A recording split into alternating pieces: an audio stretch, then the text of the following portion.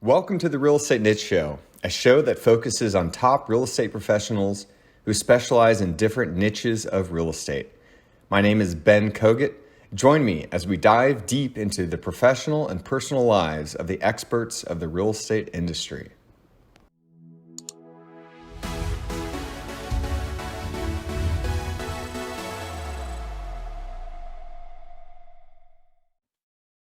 Hi, welcome to the Real Estate Niche Show. I'm your host, Ben Kogut, and today I am very excited to have Mark Lechner here. We are at a conference in California today at the Society of Exchange Counselors, and Mark was gracious enough to join us. Mark is the president and co-founder of LDG Investments, and maybe you can tell us a little bit more about what you guys do. Okay, well, I'm glad to be here, and you finally roped me in. So, yeah, as Ben mentioned, I'm a co-founder and partner, 50% partner with the greatest partner in the world, Chris Tischner, out of Louisville, Kentucky. We own a company called LDG Development. We are the country's largest affordable housing developer, which is our primary business.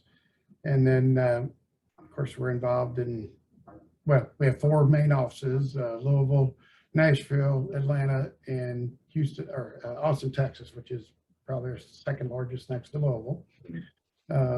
We also do some Class A market rate housing, and we're doing industrial. We're through this group. We've probably invested in 30 or 40 other deals with folks such as yourself. Yes. That's you. But primarily, we're multifamily developers. Got it, multifamily developers. So let's take a step back, Mark. How did you decide to get into this real estate niche, or how did you get into the real estate business? One house at a time. I tell everybody wants to start, and they want to start at being a big commercial developer, which you don't start there. So in 1985, I purchased my first rental property, my first actually home to live in, for sale by owner, and then started rental properties, bought one at a time. Probably built up to 110 or 15, 20 units, managed them all myself. At that point in 1994, became really good friends and business partners with Chris Tischner, which I mentioned earlier. And we formed LDG Development. So that was 27 years ago. Wow. And then that was kind of the original holding company. We started out buying renovated homes, which is what I was already doing. We started out doing infill, new construction in like the city of Louisville. And then we went to, we finished subdivisions out as a home builder. We developed our own little subdivision. And then we got in the condo business. We probably developed 5 condo developments, built, sold, kept a bunch of them for rentals, which are still on today. Kind of figured out, we really always had inclination, myself and then Chris both, stay in the workforce and the affordable housing, for the working folks, where they can afford to live and have a nice quality place to live, which is our company motto. But we started doing tax credits, low-income housing tax credits in 99, I think was our first development.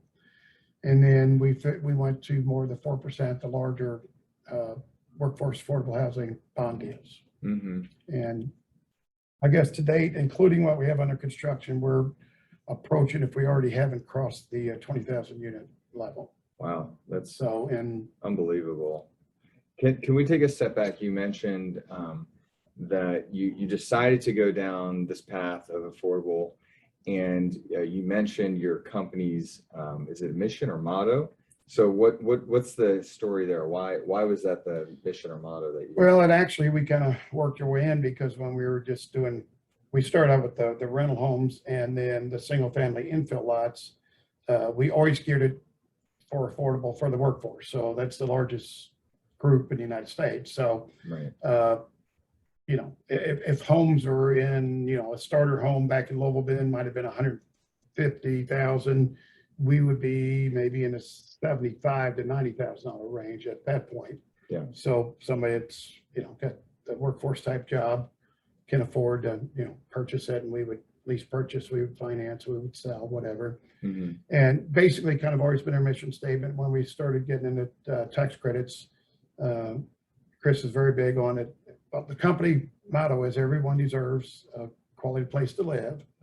So safe. And it's amazing because the people that are probably the most important people in our society, the service folks, your teachers, your firemen, your police officers, your daycare workers, cafeteria workers. It's so essential to our world and our economy, don't get compensated really, really well. Right. So you've been in Austin, Texas, 2-bedroom now, market rate in Austin, Texas is what, probably 2,500 plus. Yeah. And if you're working for $30,000 a year and you have 2 children, you know, where are you supposed to live? Right. And so everybody deserves a safe, quality place to live. So we've actually kind of always worked in that arena. And then we've got into doing some market, what we call Class A market rate, just regular housing, which is the exact same product. We build the same product. Mm-hmm. It used to be we added granite countertops and stainless steel appliances. Well, now on our affordable deals are getting granite countertops. And, you know, so you can't drive in any of our developments and not know that it's not a Class A market rate development, gated community, pool clubhouse, garages, Wow. all the amenities. My favorites, the dog walks and the dog wash stations, and you know the workout rooms and the UPS drop stores are the cool things now. So Mm-hmm. of course the pool and clubhouse and all that. And I know just enough about you and your background, but maybe why is this important to you that people have the ability to have these types of amenities? Pretty much everything I said it literally is our motto, and we firmly believe it. In fact, we probably have 150 or 60 employees, and everybody buys in and believes that everybody does deserve a quality place to live, and everybody deserves a safe place to live. Yeah. And there's a huge housing crisis in the United States right now, Right. but extremely huge affordable housing crisis, especially now in your larger cities that are going crazy. Yeah. Your Austins, your Nashvilles, your Atlantas, your Chicagos. Out here in California, since a starter home out here is like $1.7 million. Yeah. And, you know, in Austin, Texas, a starter home is probably $500,000 now. And, you know, it just, you know, I grew up working class. My father is always was a superintendent of a construction company, which kind of worked in what we're doing also now. And he made good money, I guess, for the thing, but I don't think he ever made more than $35,000 or $40,000 a year. You know, wife, stay-at-home mother, and 4 kids, and he made all this money on extra money on side projects. You know, build houses, he farmed, he put roofs on, he did heating systems, he did replace windows in people's houses, anything to make extra money, build cabinets, custom cabinets, and I think I learned from my father the work. I still think I'm lazy compared to my dad. If I work 100 hours a week, I feel like, you know, I'm taking time off, you know, Mm-hmm. but, and my father's still alive, thank God. And it was probably him in the back of my mind. He said for years, he said, you get into real estate because that's where, you know, successful people and people, you can invest, you build equity, build a net worth. And so I've always lived by the adages, not all people make their first million in real estate development or real estate investing, but probably 90+% of people make their second million. Mm-hmm. So if you're a successful software company, you're a successful something, if you're a professional baseball player and you make a nice salary, what do you invest in? You invest in real estate. Sure. You know, Yeah. whichever part of the real estate it is. And of course it keeps our economy going. Now we just have to keep our tax rates and our 1031s and everything Right. in place. So let's take a step back and talk about the business. How has the affordable tax credit housing business evolved from when you guys started till now? Oh, that's a good question. There's different parts of the affordable housing. There's basically low-income housing tax credits. There's basically what we call affordable housing tax credits. And now there's a workforce kind of program.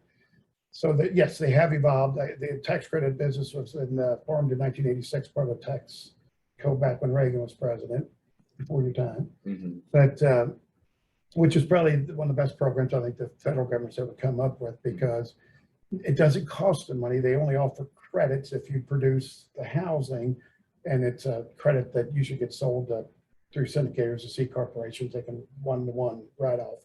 So that's how you raise your equity for the development. Mm-hmm. And by doing that and accepting credits, you agree to keep the rent to where it's affordable, Right. for the working force, depending on, you know, what AMI you go towards. And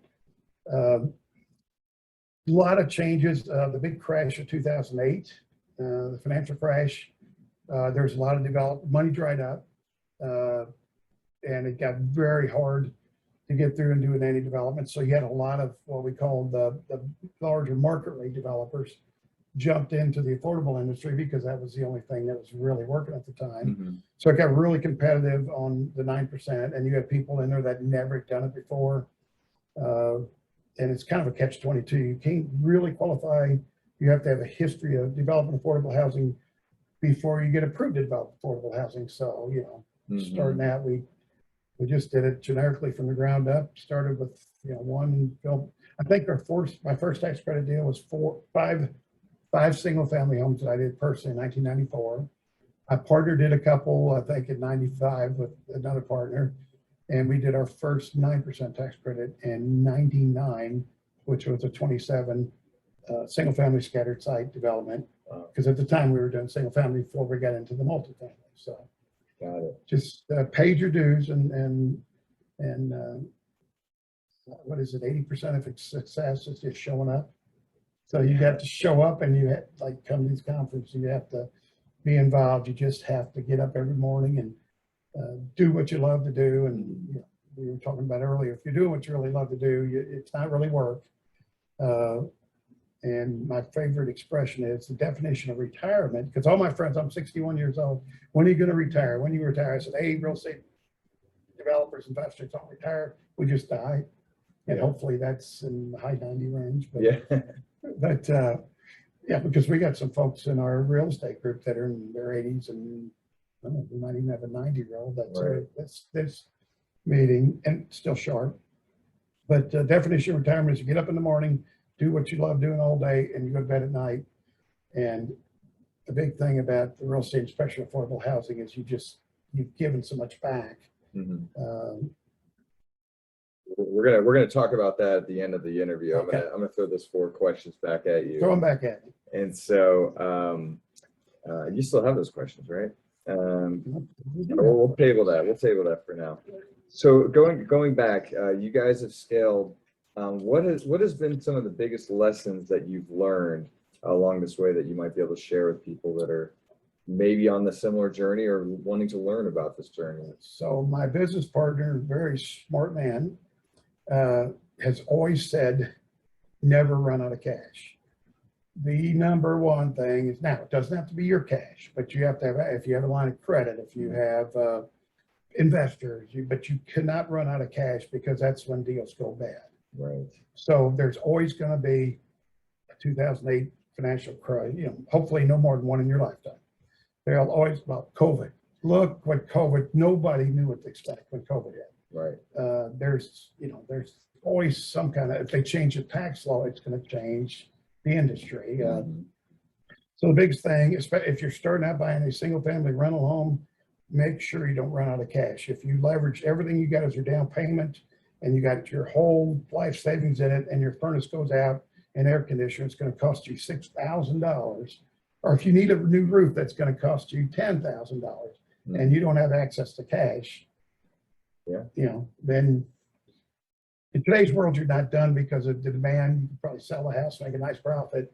But and when you guys were starting out raising capital and having cash, what were some lessons learned then, maybe versus now? Really, originally we pretty much did it generically. I started out buying one house and, you know, renovate. I used to do one renovation, go in, and then usually I'd refinance and hold it for a rental. And when I'd refinance, I'd get back with the money I put in and down payment, and maybe sometimes, you know, a little extra, depending what the value of the house was versus how much value I created. After repaired value, that's the big one going around the seminars now, the R formula. But kind of build it up, put a lot of cash aside.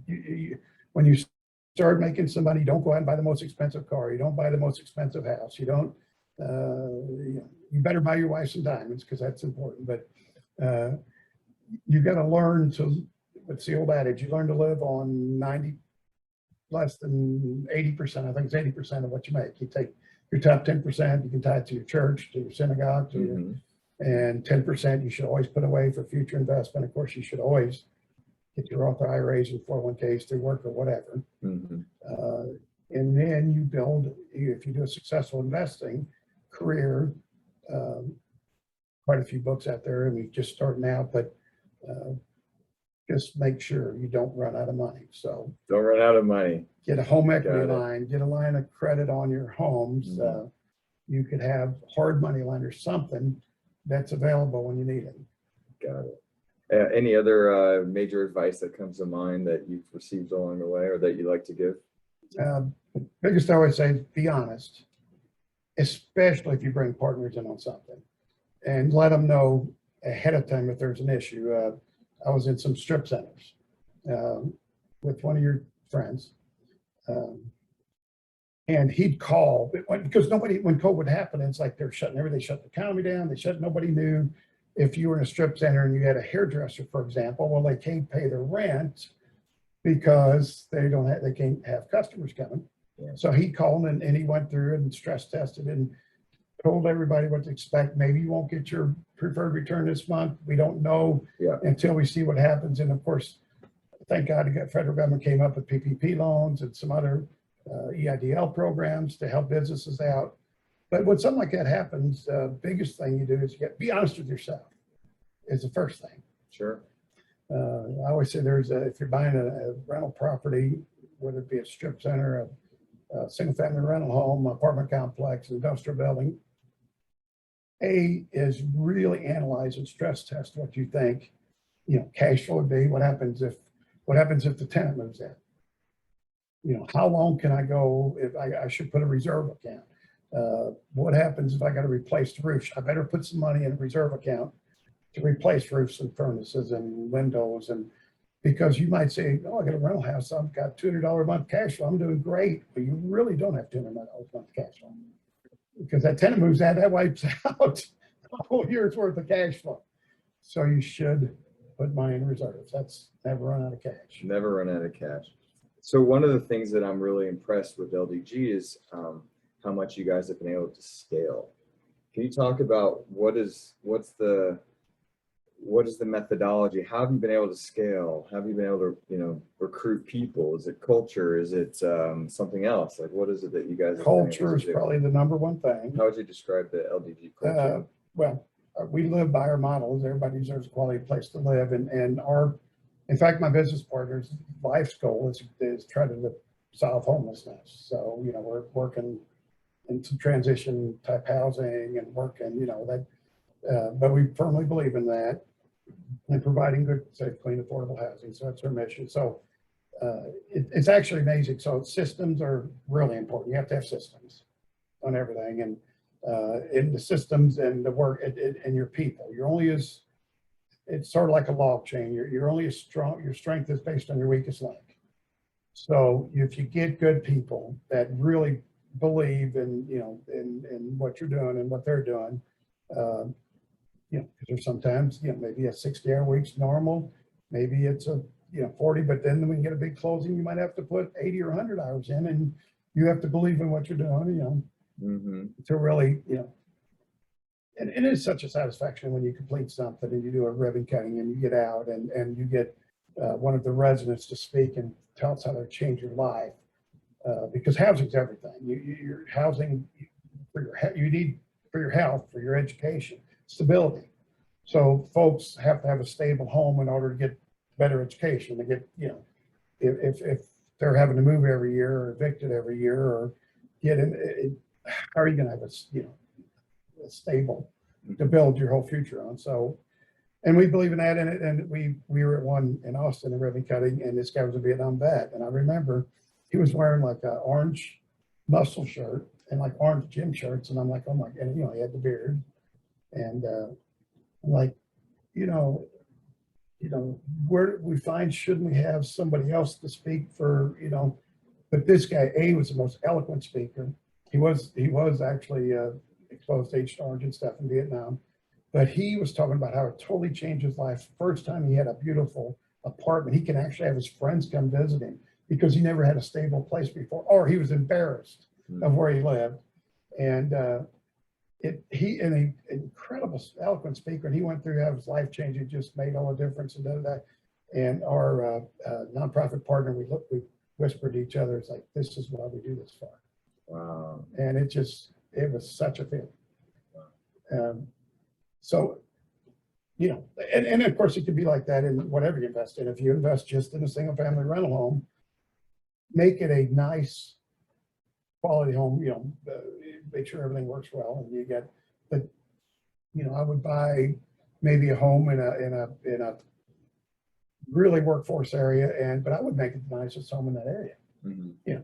Most landlords just come in and paint the walls, trim everything same color. I would have the white gloss on the trim. I would put tile in the bathrooms. So even if it was a home that rented, I don't know, back then, $450, $500, it was the nicest home in the neighborhood. Nice. So you drive by and hey, we own it, So I know that you and Chris are very hardworking. I'd love to know, like, what are your thoughts on having a work-life balance, given how much stuff you guys have going on? Work hard, play hard. And Okay. anybody, AKA Big Dog was my nickname. Yeah.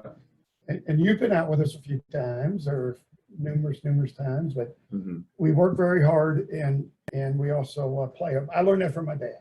My dad always worked extremely hard, but boy, they could party. They could, they'd have anything. They even had a little band. They'd country band, they'd play, but they'd go St. Lake and have a fish fry. They would go turtle hunting, frog gig, and roast a hog, and then they'd play their music, and so. My partner Chris is a firm believer in that. We're big University of Louisville football Cardinals, basketball and football. Yeah. So tailgating is an experience. If you ever get a chance, you have to tailgate. I've heard about your tailgates, and with the LDG crew. I definitely intend on coming to one of your tailgates one day. And Chris is like the smoking. You'll never eat so good in your life. And, Okay, fine. So you're invited. Nice. Thanks, Big Dog. I've always just loved your energy and and you live what you're saying. Like he lives this work hard, play hard mentality, and I'm just always really inspired. It's harder as you get older, but Yeah, understandable. All right, so we're gonna shift into some 4 questions that I like to ask, and so I gave you a little heads up on them. And so, what was the first or the worst job that you've ever had? First to worst, my first probably job, I guess, as a little kid, my dad always farmed. Basically, it was my grandfather's farm, and Dad would go 50-50 with him. And we had 2 brothers. So, God, we were probably shucking corn at the time we were tall enough to reach the corn on the end rows. Wow. The 1-row corn picker and all that. Hard work. And, it's like, Dad, are you going to pay us? And he's like, hey, you got a roof on your head, you got shoes on your feet, Right. you're getting paid.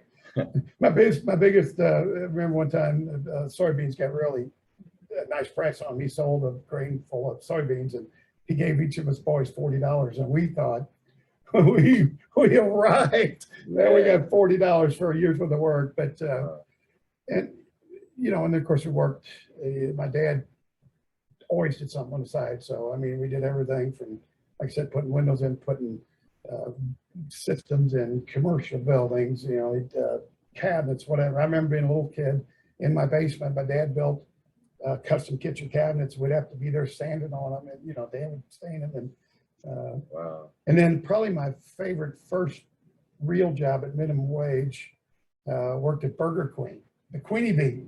Burger Queen. Burger Queen. Okay. Yeah, which had became Strata, which is now the ice cream place. So Dairy Queen, I think it's Dairy Queen. Dairy Queen. Yeah. Okay.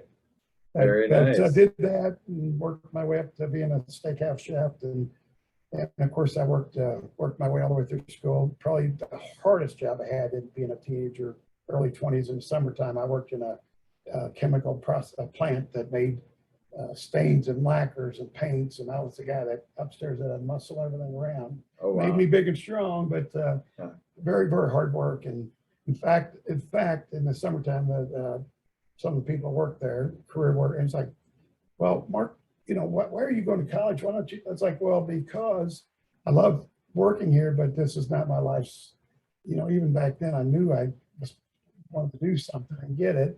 And I said, just have plans to do it. So college education is important. It probably not as important as what you really learn after you graduate college, but get that first job and get the experience and get away from your parents and learn to live on your own and and mature a little bit is what I think. And then once you really get your first career, you kind of hopefully you feel you're calling out maybe at a younger age, but until you really get into doing the day-to-day and I'm pretty much a firm believer is I think we're all doing what we're meant to do. Yeah. I'd take you 60 years old before you know what you mean to do, or hopefully you can do it at 20. So let's talk about next question. How do you invest in yourself? Good question. Now, of course, the obvious one is, of course, you read everything you possibly read. You attend, like in our industry, you attend all the education. You go to the different meetings, local, national, get involved, hang with people. The first thing I learned years ago is you basically become like the 5 people you spend the most time with. Mm-hmm. So if you want to be a successful, let's say baseball player, so you hang around with successful baseball players that can teach you. So if you want to be a successful real estate entrepreneur, investors, you hang around groups like ours, you learn and pick people's brain, take people to lunch, you do that kind of thing. But really lately, after I turned 61 and I was at my doctor's and I had the extra COVID 20 on, I finally got serious about losing some weight and taking better care of my health. And 28 pounds in the last 3 months, I think. So looking good. Another 20 or 25 to go. We'll get back to fighting weight, but take care of yourself, and like I said, if you're doing what you love, you just have a thirst for knowledge. So yeah, reading, getting about podcasts. My favorite thing is is the mowing. I got five acres, so I'm out there in my skag mowing my grass for 3.5 hours, and I usually either got a podcast or a talk radio or a book on tape or something. Yeah. And what do you like to listen to? Or read, for that matter? Well, pretty much real estate, of course, no question. I believe it or not, I love understanding and trying to understand it. I like the political world, trying to figure out to get a real moderate, so a person can, which I kind of taken that away. I don't think I want to get in that industry, but but common sense things where you look at things and to you and I, it seems pretty obvious what should be done, and you got to lobby, and try to explain why it should be done that way. But sure, that's not necessarily always the way it works. But as a company, folks like Good to Great, there's, you want to take your mind and your game to the next level. Extremely fortunate that we have some major talent and people in our company. We got, I think, 12 CPAs, 10 MBAs, CPA MBAs. We've got, I've got a bachelor's degree in industrial management, computer science from Purdue, and I'm probably the least educated now. I probably got a PhD in real estate, CCIMs. Yeah. But the knowledge, and you build off of everybody else's experience. So we've got an awesome asset management department. We have, and I'm a, of course, I got the smartest and hardest working business partner there is out there. But sometimes you literally got to defer to their expertise.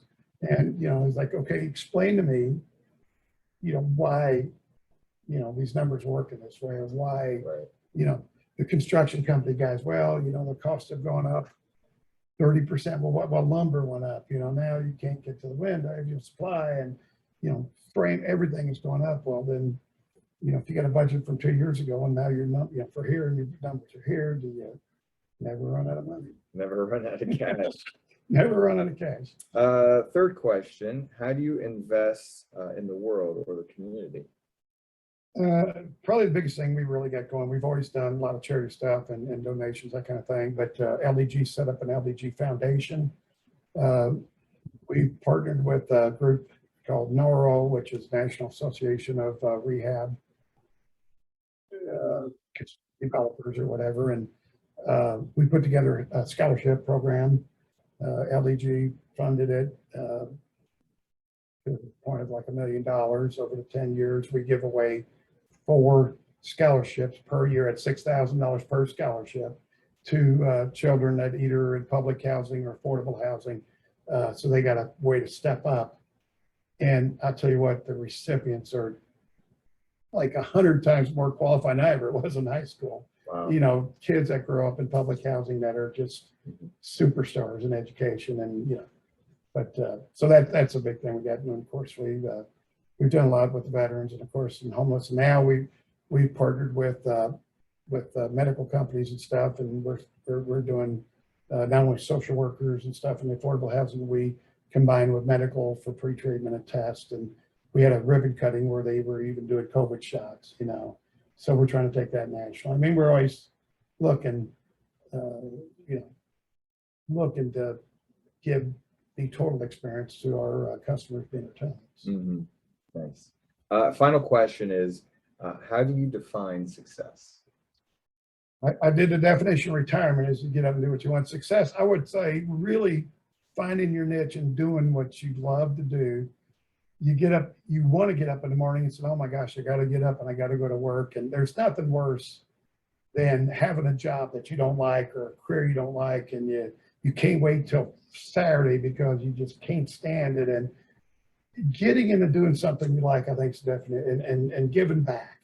And I don't care whatever it is. If you enjoy it, it's not about the money you make. It's not about your social status, and but really you feel like you're accomplishing something and giving back. I mean, we're all here for a short term, and we all got a short amount of years, even if you live to be 100, that we can do something. And your legacy should be, not how much money you left to your kids, but what did you do to give back? You know, what did you, was the theme, or did you make the world a better place that you were here? I mean, that's kind of corny, but you look back, nobody ever gets on their deathbed and says, I wish I'd have made more money. Right. Right. So, and family, of course, is part of that. I mean, family's a huge part. If you just, married and having kids, I mean, that may be that you raised 3 incredible kids that are life-changing thing. I mean, it's, my dad always says, I've, never ever, been as successful as you have, and I said, Dad, you've been way more successful than me. You got 4 incredible kids. You had a great spouse, and you made it work with what you had to work with. From the time you got back from Korea, and you just worked, and we never went hungry. We always lived great. I mean, we even had our first car that we basically had to build, but we had a car. But yeah, so that's, thank you all the time. That's lost my mother several years ago, but that's success. Nice. Well, I think we can wrap on that note. I mean, I've known you for at least 4 years now, and I can say that it's clear that the legacy that you're building is going to be leaving a meaningful impact in the community and the world and your family and the people that you touch. And so I'm just honored that you accepted my invitation to let me interview you today. And I think that you had a lot of wisdom to share with everybody. Well, and I'll give Ben a real quick plug. Got to really know him when we sold a strip center, and we sold an AT&T building in Austin, Texas. And Ben, being a young broker, very much impressed me. I mean, you got great price, but you took care, and you did due diligence, and you worked through, and always impressed me about you. That's really the reason I'm here. Thank you. And the first time we met, we were in Tulsa, Oklahoma at a meeting, and I invited Big Dog to come see a Jewish Hasidic rapper named Matisyahu. And you had no idea who this was, but he accepted my invitation, and so that warms my heart, and I'm just really. And it brought about 20 more people with us too. That's right. So we definitely that's part of the work hard, play hard type of thing. Anyways, So there you have it. Thanks for watching the Real Estate Niche Show today. Thank you, Ben. Mark Lechner, and just really looking forward to seeing what else you guys are going to do in this world. So Great to be here, Ben. thanks Thank again. you. Appreciate Thank it. you. Thanks for listening to another episode of the Real Estate Niche Show. If you enjoyed this episode and you'd like to help support the podcast, please share it with others, post about it on social media, or leave a rating and review. To catch all the latest from me or the show, you can follow me on Instagram at Ben Kogut and at The Real Estate Niche Show. Thanks again, and I'll see you next time.